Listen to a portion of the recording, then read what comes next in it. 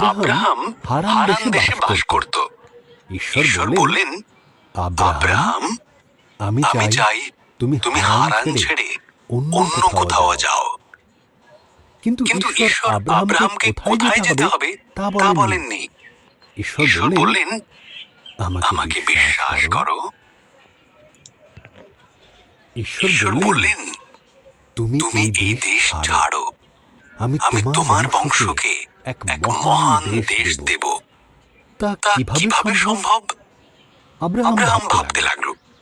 তার স্ত্রী সারার অনেক বয়স হয়েছিল, তাই সে সন্তানের জন্ম দিতে অক্ষম ছিল।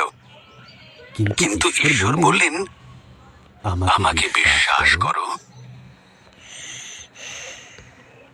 ঈশ্বর বললেন, যেখানে যেতে বলছি সেখানে যাও, এবং আকাশের তারাদের থেকেও তোমার বংশধরের সংখ্যা বেশি হবে।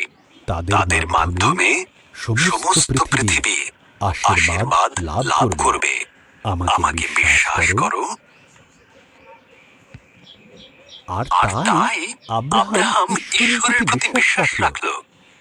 সে তার স্ত্রী সারা, ভাইপো লোট আর যা কিছু তাদের ছিল সেই সব নিয়ে ঈশ্বরের আদেশ মতো কনান দেশে পৌঁছল। সেখানে পৌঁছে আব্রাহাম সিকিম প্রদেশে বসবাস শুরু করল। এখানে ঈশ্বর তাকে দেখা দিলেন। তিনি বললেন, এই ভূমি আমি তোমাকে আর তোমার সন্তানদের দেব। আব্রাহাম সেখানে ঈশ্বরের নামে এক পবিত্র বেদি তৈরি করল।